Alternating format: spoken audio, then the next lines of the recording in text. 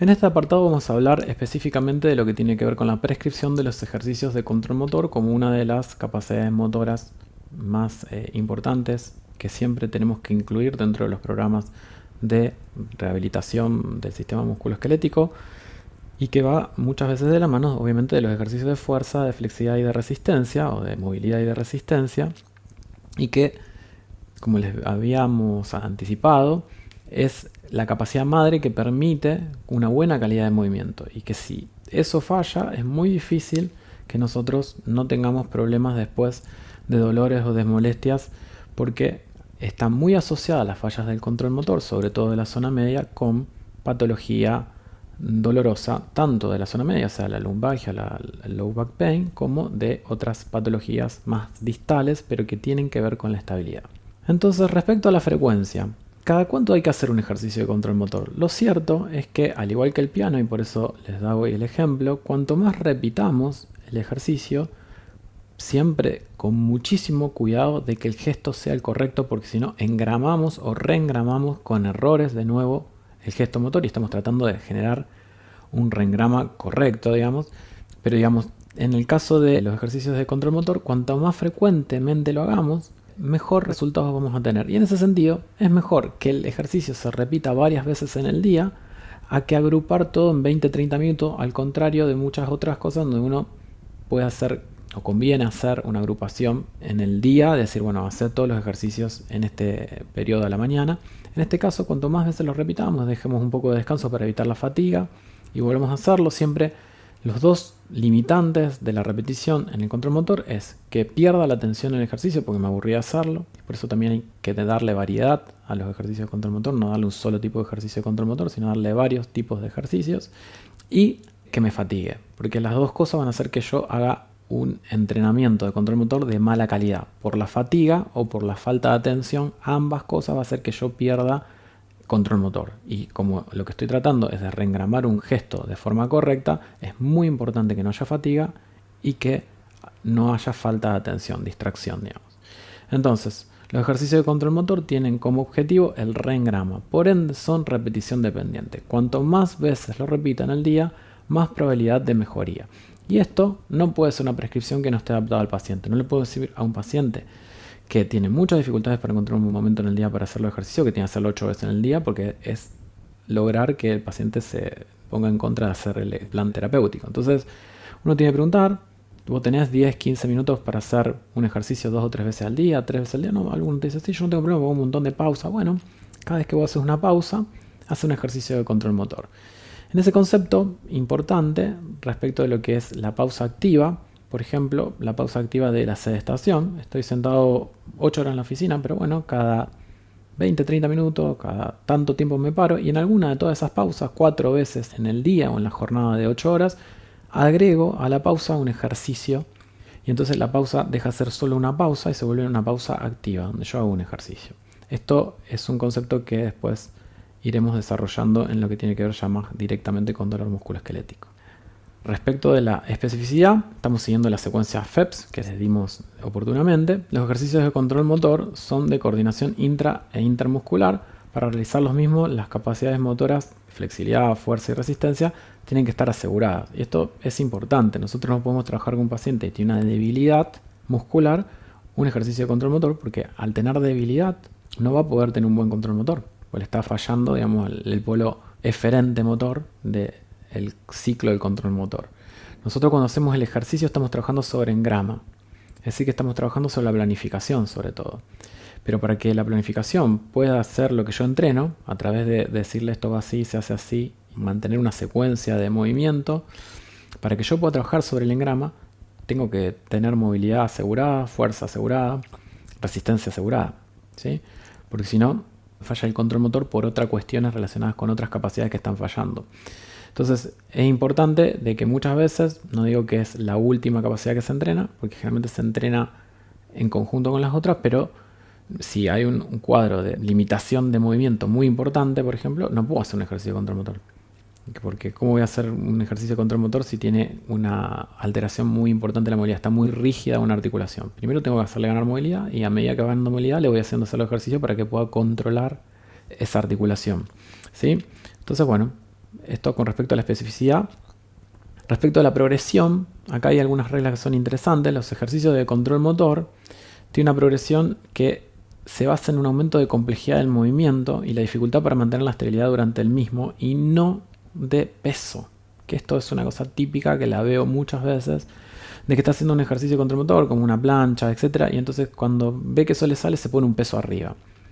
Eso no es una progresión de cargas en un ejercicio de control motor, porque la progresión de carga en un ejercicio de control motor es si yo estaba haciendo una plancha con los dos pies y las dos manos apoyadas y el tronco recto, una progresión de carga es levantar una mano, porque ahora me va a costar mucho más mantener la estabilidad de zona media porque levanté una mano, y si levanté una mano y ya lo puedo hacer perfecto, una progresión es levantar un pie además de una mano. Y si quiero agregarle será hacer una flexo-extensión, pero no para hacer fuerza con los músculos tríceps o los dorsales, sino para poder agregarle movimiento y que me cueste más mantener la estabilidad. Entonces, la progresión en un ejercicio de control motor tiene que ver con un aumento de progresión de complejidad y a eso se le llama progresión de carga. Acá la carga, la progresión de una carga es en relación a una progresión de carga de complejidad. Y una regla muy sencilla que nosotros los vamos a ver, que después se aplica a cuadros específicos como el del dolor lumbar, es que primero tenemos que evaluar supino, cuadripedia, arrodillado, de pie, es decir, podemos hacer una progresión muy parecida a la progresión de las habilidades motoras, que ahí vemos una progresión de control motor fisiológica, que son las adquisiciones de los niños. Y de hecho nosotros muchas veces hacemos primero pruebas en supino, acostado, y si el paciente ya tiene alteraciones de control motor sentado, como podría ser el que les mostré de levantar la pierna y ver qué hace hiperlordosis porque falta control, así empezará. Empezará con ese ejercicio nada más. En camilla. Pero si ese paciente me da una maniobra positiva en camilla, yo no lo voy a llevar a que haga superficie inestable en una pelota y que haciendo una cosa muy compleja con los miembros superiores si no está pudiendo controlar algo en supino. ¿Se entiende? Ahí está la progresión de carga. Primero supino, después lo pondré en cuadripedia, después lo pondré arrodillado y después lo pararé y por último lo pararé en superficie inestable. Esa es una forma también de entender lo que es la progresión de carga. Entonces, bueno, esto es interesante porque la progresión es una de las cosas que más cuesta entender a veces en los ejercicios de control motor. La suficiencia, bueno, acá un poco en el ejemplo de probablemente esta paciente lo pueda hacer, pero muchas veces vemos estas cosas, ¿no? De sobrecargas tanto en ejercicios de fuerza y control motor, como puede ser hacer una sentadilla o levantar un peso muerto. Tenés las dos cosas, tenés que tener buen control motor, como le demostraba en la coordinación entre los músculos lumbares y los glúteos cuando hablamos de evaluación funcional.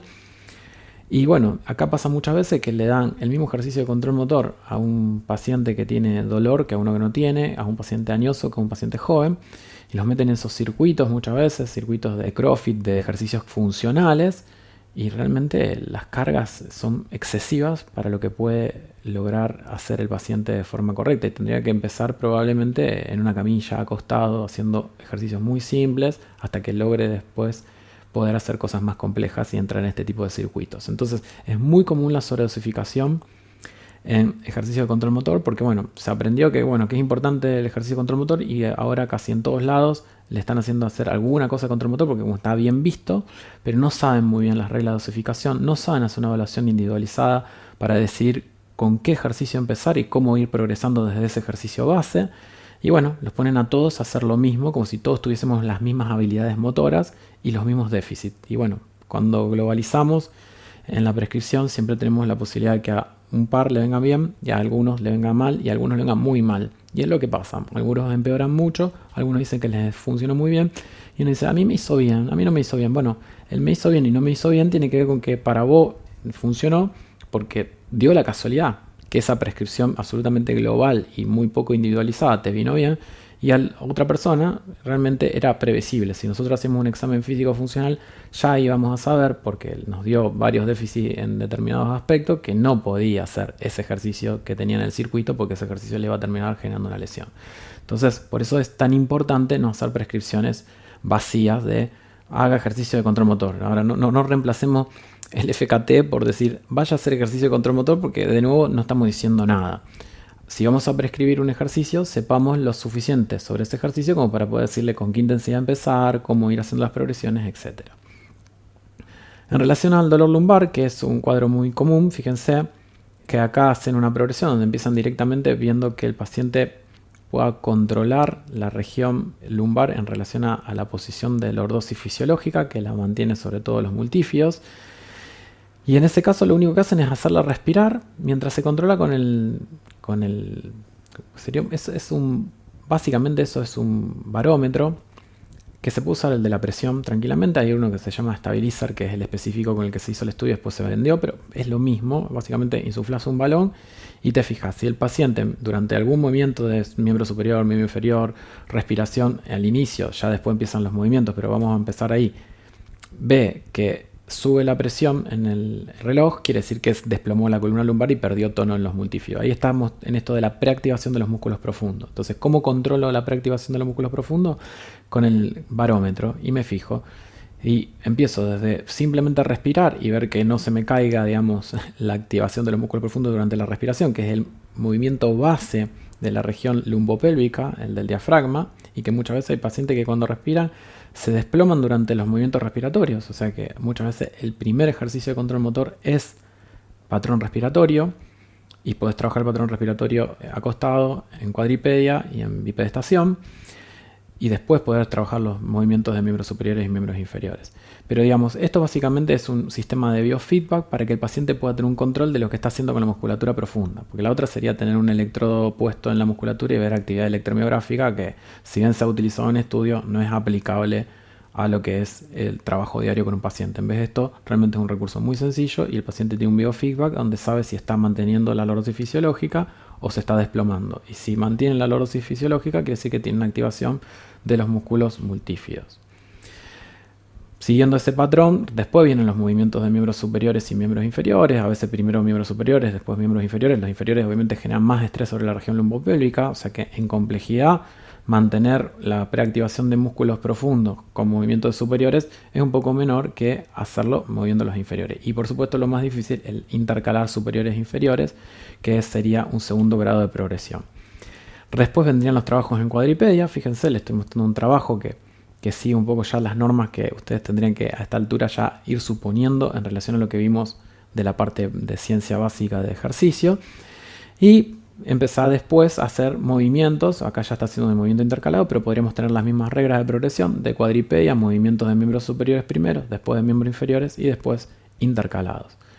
Lo último que activa es la misma musculatura lumbar, porque es la que más desestabiliza la región lumbar. Fíjense qué interesante que nosotros no empezamos los ejercicios de lumbares con activación de la musculatura lumbar. Empezamos ejercicios lumbares con activación de la musculatura profunda combinada con movimiento de los miembros superiores e inferiores, que son los que menos estresarían la musculatura lumbar en sí. Y recién cuando tiene una buena suficiencia en los movimientos de miembros superiores y miembros inferiores, manteniendo la musculatura profunda en actividad, recién ahí pasamos a movimientos que impliquen musculatura propia de la columna, músculos de palanca larga de lumbares. Y por último, este tipo de ejercicios que a veces son el inicio, esto es lo que yo les decía de la sobredosificación, que sería ya estar trabajando con fuerza en músculos de miembro superior, de miembro inferior y por supuesto de músculos lumbares para poder mantener esa posición, y que por supuesto es casi el final del nivel de complejidad de un paciente que puede ya tener una patología lumbopélvica. Y muchas veces va un paciente o una persona que quiere hacer ejercicio a un gimnasio o con un personal training, y uno lo ve que de inicio le dice hace esto, y los ven haciéndolo mal, que se le cae la pelvis, que están haciendo una alteración del control motor donde están temblequeando, y te das cuenta de que ese ejercicio es absolutamente superumbral, y es muy probable que lo pueda empeorar. Lo último sería las superficies inestables, ¿sí? Esto también lo vemos muchas veces, que se paran en una pelota y están haciendo no sé qué cosa súper compleja, cuando, como verán, se empieza muy de a poco.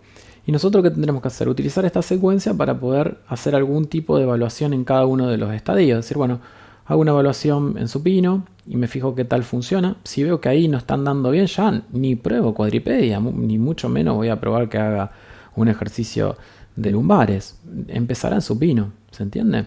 Si en supino anda todo bien y en cuadripedia encuentro que ya hay algún tipo de alteración, bueno, los ejercicios empezarán en cuadripedia. Entonces ahí aparece la idea de la suficiencia. ¿Con qué intensidad empiezo el ejercicio? empiezo con la intensidad que veo que la hizo claudicar en las pruebas de evaluación funcional, que yo hice una progresión donde la probé primero supino, después en cuadripedia, después la probé parada, después en superficie inestable, y en base a eso yo voy a decir dónde arranca el ejercicio y hacia dónde va a ir. Si está en cuadripedia, pasará a lumbares en supino, y por último irá a bipedestación sobre superficie inestable. Y el que arranca directamente, que no, desplomaba mientras respiraba, desplomaba las lumbares, y empezará primero que todo con simplemente control de la respiración sin que se desplomen lumbares. Es así, ¿sí? Entonces, bueno, esto para que lo tengan también en cuenta. Conclusiones. Respecto a aumentar la capacidad adaptativa de un sistema, que tiene que ver con lo que en el equipo de formación e investigación en dolor llamamos segundo escalón de la terapéutica. Nosotros tenemos un sistema organizado específicamente diseñado por nuestro equipo, donde muchos de los conceptos que le estamos dando vienen de estas propuestas académicas que son originales y propias del equipo de formación. Pero nosotros hemos hablado siempre de un segundo escalón de la terapéutica que implica la readaptación funcional del sistema, ¿no? Y para eso tenemos que lograr que aumente su capacidad adaptativa. Entonces el concepto amplio, toda estrategia que optimice la fisiología del sistema osteomión neuroarticular puede incluirse en un segundo escalón relacionado con la terapéutica de ejercicios, ¿no? Los ejercicios terapéuticos son una de las estrategias más importantes de aumentar la capacidad adaptativa del sistema osteomión neuroarticular y tienen que seguir las reglas de prescripciones que nosotros venimos hablando, donde si vamos a trabajar con fuerza hay que hacer que el ejercicio sea de fuerza, tenga una suficiencia, tenga una progresión, tenga una frecuencia, que respete lo que estamos buscando. Si hay hipertrofias, esperar más tiempo, 48 horas o por lo menos hacer 2 veces a la semana el ejercicio.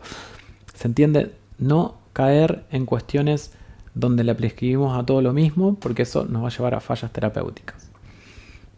Como toda prescripción médica, los ejercicios terapéuticos deben establecerse como base un correcto examen semiológico previo. Nosotros tenemos que hacer el examen funcional y en base al examen funcional decidir la intensidad de comienzo, la progresión, etc. La progresión sí podemos ir viendo cómo va respondiendo y en base a eso decidirla. Ya se adaptó, vamos a una próxima carga. Pero para no errar en el inicio y empezar mal un plan de terapéutica, tenemos que saber qué estamos buscando, qué tipo de ejercicio queremos que haga, si va a ser de movilidad, flexibilidad, de resistencia o de control motor y a qué intensidad empezar. Y sobre esa muy buena base de tener realmente una intensidad que es la suficiencia y una especificidad que es el tipo de ejercicio y una frecuencia correcta, ir viendo la progresión, ¿sí? A medida que tengamos aseguradas estas cuestiones. Por eso yo les quiero dar reglas sencillas para que ustedes se acerquen a la prescripción correcta de los ejercicios, porque esto, si bien yo soy especialista en medicina física y rehabilitación y soy kinesiólogo y por ende todo esto a mí me resuena mucho más desde mi propia especialidad y mi otra carrera de grado, todos los profesionales de la salud tenemos contacto permanentemente con personas que se van a beneficiar si les prescribimos ejercicios y es muy importante que el ABC lo manejemos todos. Después, si ustedes tienen un caso más complejo y tienen que derivarlo, lo derivarán para que sea visto, pero por lo menos si ustedes manejan las reglas generales van a hacer las cosas bien y los que se les escape de la mano lo mandarán al especialista como hace el clínico que quizás maneje la hipertensión, pero si la cosa se complica lo mandará a la parte cardiológica y lo mismo para lo que pueda hacer ejercicio nos pueden derivar a los especialistas en rehabilitación los casos que consideren que a ustedes les queda un poco complejo el abordaje y nosotros trabajaremos con nuestro equipo de kinesiólogos. Pero ustedes pueden tener su equipo de kinesiólogos, su equipo de profesores de educación física y trabajar correctamente con el ABC de la prescripción del ejercicio con el que van a resolver, les voy adelantando, la mayor parte de los casos. Porque no es que la mayor parte de los casos son casos súper complejos, sino que la mayor parte de los casos son casos que casi con los conocimientos que le estamos vertiendo en este curso, ustedes van a poder hacer algo correcto y efectivo y duradero, que es lo que busca el paciente cuando nos viene a consultar. Como toda prescripción médica, los ejercicios terapéuticos deben estar correctamente dosificados y recuerden las reglas FEP porque es muy fácil, muy sencilla y si bien hay otras consideraciones en relación a la prescripción, la verdad es que el 90% de los casos, contemplando estas variables de frecuencia, especificidad, progresión y suficiencia, vamos a estar más que sobrados para poder resolverle el problema al paciente. Hay evidencia que respalda la relación entre la pérdida del control motor y el dolor musculoesquelético. Esto es muy importante porque parece que de todas las capacidades, la pérdida del control motor es la que más se relaciona con la patología musculoesquelética, que es uno de los módulos de este curso, donde vamos a hablar específicamente de dolor musculoesquelético y que sería, como yo le decía, las dos ramas de la prescripción del ejercicio. Una es el dolor musculoesquelético y la otra es las patologías que se benefician de forma más indirecta con el ejercicio, pero que la evaluación funcional la tenemos que hacer para los dos, porque cuando nosotros le demos un ejercicio, aunque sea para una hipertensión o lo que sea para un descenso de peso, vamos a estresar el sistema musculoesquelético. Y si el sistema musculoesquelético es disfuncional, sabemos que puede generarle que se convierta en un paciente que no solo tiene obesidad, sino ahora también tiene dolor musculoesquelético. Y en el caso en el cual el ejercicio lo estamos indicando para el dolor musculoesquelético, ya sabemos que es disfuncional el paciente. O sea que en realidad el examen físico es para detectar la disfunción que está produciendo el dolor musculoesquelético. Entonces, siempre tenemos que hacer el examen funcional antes de prescribir ejercicios. Dentro de los ejercicios terapéuticos, los que entrenan control motor han cobrado relevancia, ya que trabajan sobre factores cualitativos del movimiento, a diferencia del entrenamiento de otras capacidades motoras, donde buscas cuestiones cuantitativas, ganancia de fuerza, ganancia de rango, son cosas de cantidad de movimiento o cantidad de fuerza o cantidad de rango, de ángulo. Y en el caso del ejercicio de control motor buscamos una calidad de movimiento mejor. Por eso es tan interesante, porque si nosotros logramos una buena calidad de movimiento, después los factores cuantitativos van a ser mucho más sencillos de lograr. Ahora, si tengo una mala calidad de movimiento, es muy difícil que el resto de las capacidades motoras se puedan mejorar también.